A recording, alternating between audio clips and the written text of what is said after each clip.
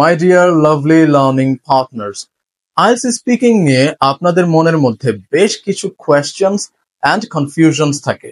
একজন IELTS candidate যে IELTS এর জন্য প্রস্তুতি নিচ্ছে এবং এক্সামে একটা ভালো স্কোর ইনশিওর করতে চায়, সে যদি এই প্রশ্নগুলো উত্তর না জানে কিংবা কনফিউশন গুলো ক্লিয়ার না করে, কি হতে পারে জানেন? তার স্কোর এইখান থেকে এইখানে নেমে যেতে পারে। কেননা সে তো সেই ভুল ইনফরমেশন নিয়ে কিংবা সঠিক বিষয়টা না জেনে পরীক্ষায় বসবে কিংবা প্রস্তুতি নিবে। তার মানে এই ভুল করা যাবে না। আজকের ভিডিওটা কোনোভাবেই স্কিপ করা যাবে না। এই ভিডিওতে প্রায় 13টা কমন প্রশ্নের উত্তর খোঁজার চেষ্টা করব, যেগুলো আপনারাই প্রায় আমাকে জিজ্ঞেস করে থাকেন কিংবা কোনো আইএলটিএস ইনস্ট্রাক্টরকে জিজ্ঞাসা করে থাকেন।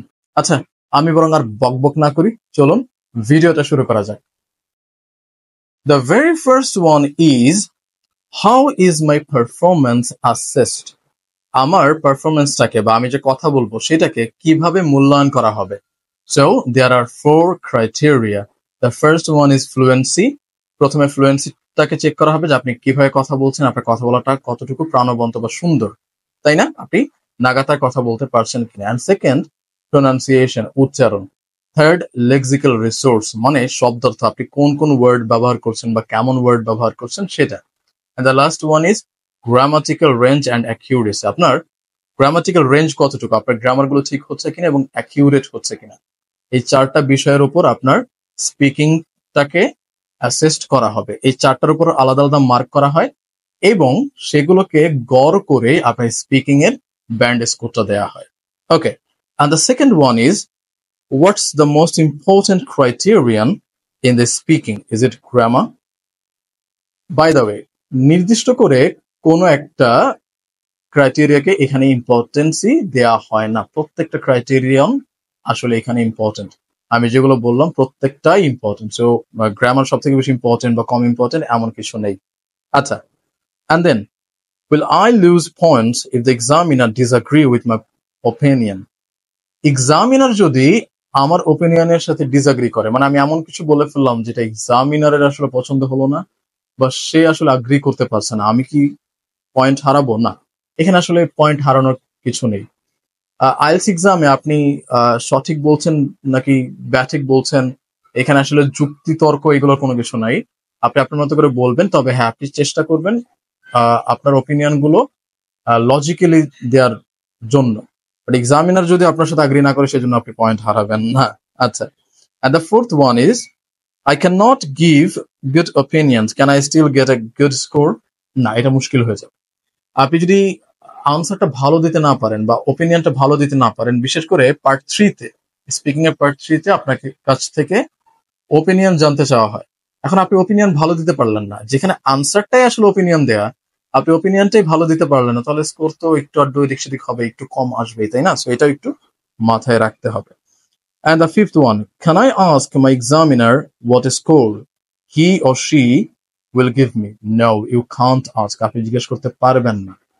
আপনাকে রেজাল্টের জন্য ওয়েট করতে হবে এবং রেজাল্টে আপনি সেটা দেখতে পারবেন। সে নোট নিচ্ছে বা কত নাম্বার দিচ্ছে, এই সমস্ত কথাবার্তা তাকে জিজ্ঞাসা করা যাবে না। ওকে, the sixth one, what happens if I disagree with the result I was given? আমাকে যেই রেজাল্টটা দেয়া হয়েছে তার সাথে যদি আমি ডিসএগ্রি করি, কি করব? আপনি EOR করবেন, মানে ইনকোয়ারি ওয়ান রেজাল্টস। এটা অনেকটা বোর্ড চ্যালেঞ্জের মতো, আমরা ইন্টার যেমন বোর্ড চ্যালেঞ্জ করতাম ওই রকমই। আপনার রেজাল্ট যদি আপনার পছন্দ না হয়, আপনি বোর্ড চ্যালেঞ্জ করলে সেখানে রেজাল্টটা পরিবর্তিত হতে পারে। বিশেষ করে আপনার স্পিকিং এবং রাইটিং এর মধ্যে যদি স্কোরের অন্তত 1 স্কোরের তফাৎ থাকে, ফর এক্সাম্পল আপনি স্পিকিং এ 5 পেলেন, রাইটিং এ আপনি 6 পেলেন, কিংবা রাইটিং এ 5 পেলেন, স্পিকিং এ 6 পেলেন, যেহেতু 1 এর পার্থক্য আছে, এখানে যদি আপনি EOR করেন, পসিবিলিটি হলো আপনি 0.5 স্কোর বেশি পাবেন, তাই না, পরের যে রেজাল্টটা আসবে। আচ্ছা,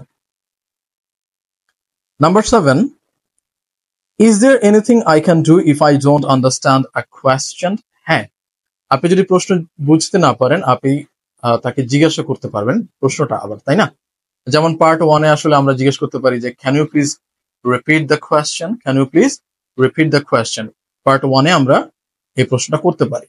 পার্ট 3-তে গিয়ে আমরা আসলে বলতে পারি যে can you please paraphrase the question অথবা can you please clarify me the question? So এইভাবে আমরা তাকে কোয়েশ্চেনটা আবারও বলার জন্য রিকোয়েস্ট করতে পারি, বাট এমন না যে আপনি বারবার বুঝতে পারছেন না, বারবার জিজ্ঞেস করবেন না। একবার দুইবার হয়তো সেটা জিজ্ঞাসা করা যাবে।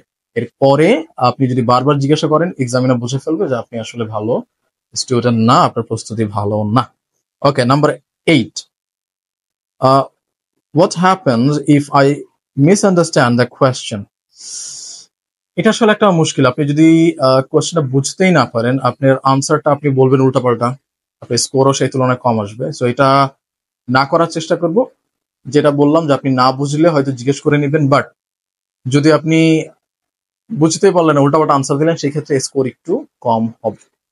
আচ্ছা, number 9, do I need to speak really quickly?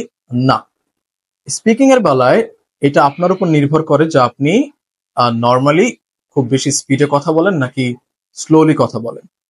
আমার মতে আপনি আপনার মতো করেই যেভাবে কথা বলে অভ্যস্ত সেটাই মেনটেন করবেন। খুব বেশি ফাস্টও বলার দরকার নেই, খুব বেশি আবার স্লো বলার দরকার নেই। অনেক ক্ষেত্রে স্টুডেন্টরা মানে সময় যেন বেশি পায়, এই জন্য স্লোলি বলার চেষ্টা করে না, এক্সামিনাররা কিন্তু এটা বুঝতে পারে।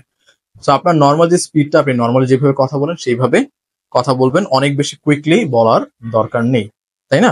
আর্টিফিশিয়াল করার কোনো দরকার নেই। Number 10, can I make up an answer or lie in the test? Definitely. আমাদের কোয়েশ্চেন্স গুলো সবগুলো আপনি পারবেন বা আপনি এক্সপিরিয়েন্স করেছেন এমন কোয়েশ্চেন নাও আসতে পারে। সো সেই ক্ষেত্রে আপনাকে বানাতে হবে। ছোটবেলায় যেমন আমরা বানিয়ে লিখতাম যে journey by boat, journey by plane, হয়তো আমি প্লেনে চড়িনি কিন্তু লিখতে হচ্ছে। ঠিক এখানেও এইভাবে আপনাকে একটু বানিয়ে বলতে হবে কিংবা মিথ্যা বলতে হবে আনসার করার জন্য। এমন না যে আমি তো এইটা এক্সপিরিয়েন্স করিনি, সো আমি কি বলবো, আমি বলবো না, আমার স্কোর কম আসুক, না, এটা করা যাবে না। আপনাকে বানিয়ে হলেও বেটার একটা আনসার করতে হবে। Okay, and then number 11, how much should I say? আচ্ছা, আমি কতটুকু বলবো, সে এটা আসলে পার্ট টু পার্ট ভ্যারি করে।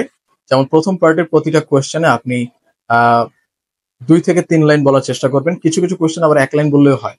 যেমন আপনাকে জিজ্ঞেস করলো যে হোয়াটস ইউর নেম, এখন আপনি এটার উত্তর করতে গিয়ে যদি 3-4 লাইন বলা শুরু করেন, নো, দ্যাটস নট ফেয়ার। ওইটা আপনাকে একটা লাইনে শেষ করতে হবে। এমন কোন কোয়েশ্চেন যেখানে আপনার বলার সুযোগ আছে, আপনি 3টা বা 4টা লাইনের বেশি বলবেন না। আর পার্ট 2 তে তো আমরা জানি যে 2 মিনিট কথা বলতে হয়, আর পার্ট 3 তে গিয়ে আপনি ওপিনিয়ন দিতে গিয়ে 7-8 লাইন বলতে পারেন। ঠিক আছে? আচ্ছা, তো এটা আসলে ভ্যারি করে। আপনি যখন আইএলটিএস এর প্রস্তুতি নিচ্ছেন, আপনি এইটা প্র্যাকটিস করতে করতে আরো বেটার জেনে যাবেন। আচ্ছা, is it number 12, is it okay to give short answers to avoid making too many mistakes? No, আপনি মিস্টেকস অ্যাভয়েড করার জন্য আনসার শর্ট করে ফেলবেন, এটা আসলে ঠিকঠাক হবে না। কেননা আমি অলরেডি বললাম যে আলাদা আলাদা পার্টে আলাদা আলাদা আনসার করতে হয়। যেখানে 6-7 লাইন আনসার করার কথা, সেখানে আপনি যদি 2 লাইনে শেষ করে ফেলেন যে আমি বেশি ভুল করছি এই জন্য, না, এটা করাটা ঠিক হবে না, আপনি স্কোর কম পাবেন।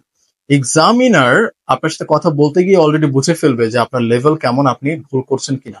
তো সেই ক্ষেত্রে তাকে বোকা বানানোর জন্য আমি বেশি আনসার করবো না কম করব, এটা করাটা আসলে আপনার জন্য বোকামি হবে, কেননা এক্সামিনার অলরেডি বুঝবে যে আপনি কেমন।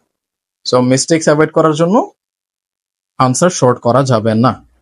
ওকে, last one, number 13, is the interview the same for both the general training module and academic module? হ্যাঁ, স্পিকিং পার্টে জেনারেল ট্রেনিং মডিউল হোক কিংবা একাডেমিক মডিউল হোক, দুটোই আসলে সেম, এইখানে কোনো ডিফারেন্স নেই। ডিফারেন্স আছে রাইটিং এর বেলায় এবং রিডিং এর বেলায়। লিসেনিং এর বেলায় আর স্পিকিং এর বেলায় জেনারেল ট্রেনিং এবং একাডেমিক আইএলটিএস এর বেলায় কোনো ডিফারেন্স নেই। সো তারা যেভাবে দিচ্ছে আমরা একাডেমিক যারা তারাও এইভাবেই দিব। সো এই ছিল কিছু কমন কোয়েশ্চেনস এবং কনফিউশনস যেগুলো আপনাদের মধ্যে ছিল।